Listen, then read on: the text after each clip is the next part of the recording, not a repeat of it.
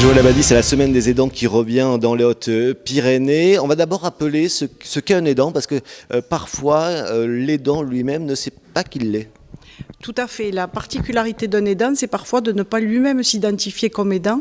et d'être auprès d'une personne en difficulté physique, psychique, sociale et de faire tout ce qu'il faut pour que cette personne vive le mieux possible en faisant comme un devoir, quelque chose de naturel. Et il s'agit dans un premier temps de pouvoir être identifié comme aidant parce qu'un aidant, c'est quelqu'un qui passe beaucoup de temps à s'occuper d'une autre personne, qui est la plupart du temps un proche, quelqu'un de sa famille,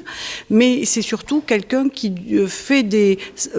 formes de sacrifice, qui prend moins soin de lui, qui pense moins à se soigner, qui pense moins à avoir des loisirs. Et tout cela finit par avoir des répercussions sur sa propre vie et par exemple sur sa propre santé. Donc il est important pour la personne déjà de s'identifier et de pouvoir solliciter les diverses aides qui peuvent lui être apportées en termes de répit. Alors que ce soit par le biais de l'allocation personnalisée d'autonomie, d'APA pour les personnes âgées, ou que ce soit par le biais de la prestation de compensation du handicap pour les personnes handicapées ou par des formes de répit qui font que la personne aidée pourra être prise en charge par des services sur des périodes plus ou moins longues qui seront choisies avec l'aidant. On pense souvent aux personnes âgées quand on parle d'aidants, d'aider. Et la particularité de cette édition 2021, voulue par le Conseil départemental des Hautes-Pyrénées, c'est aussi de mettre en avant les jeunes parce qu'on peut avoir 16 ans et être aussi aidant. Tout à fait, comme le montre l'exemple du jeune Andreas qui a été filmé. Bien, on peut être aidant en étant jeune, puisqu'on peut avoir un papa, une maman, un frère ou une sœur qui soit en difficulté physique ou psychique. Et à ce moment-là, ce rôle de l'aidant chez l'enfant, chez l'adolescent, il est encore plus vécu comme un devoir, puisqu'il rentre dans le fil quotidien de la vie et il s'inscrit totalement dans le quotidien du jeune qui, du coup, peut être parfois un peu plus absent à l'école,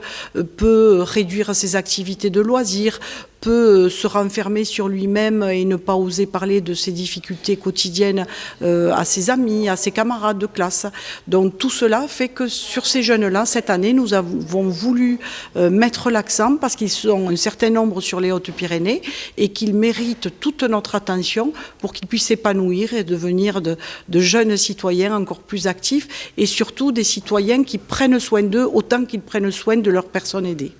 On estime sur une classe de 30 élèves, au collège ou au lycée, ça serait un élève sur 30, ce qui fait beaucoup. Et d'ailleurs, les premières actions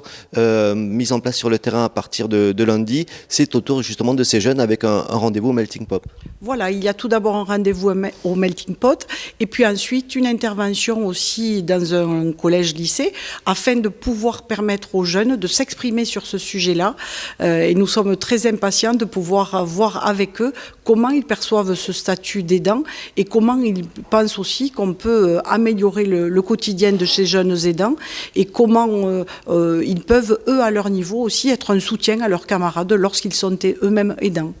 Donc on n'hésite pas à solliciter le département hautepyrénées.fr pour avoir le programme complet des animations, mais aussi si on est aidant pour être accompagné, aidé. Tout à fait. Le département est le chef de file de l'action sociale, c'est connu et reconnu, mais il œuvre évidemment au quotidien avec tous les partenaires de l'action sociale, que ce soit l'ARS, l'ensemble des mutuelles, la CARSAT, la CPAM, la MSA, les CLIC bien évidemment, qui sont les acteurs qui sont sur le terrain, et l'ensemble des services et établissements qui œuvrent au quotidien des personnes qui sont handicapées ou âgées et qui ont besoin de soins, puisque c'est vraiment tout un système qui se met en place lorsqu'une personne a une difficulté et un seul des acteurs ne peut rien tout seul. Il y a sur ce département une véritable synergie de l'ensemble des acteurs et cette synergie, elle est reconnue et très utile au quotidien et elle est reconnue au plus haut niveau, au niveau national, puisque nous sommes un département où vraiment les partenaires ont compris que la synergie serait la clé pour la réussite, pour l'usager, pour l'habitant des Hautes-Pyrénées.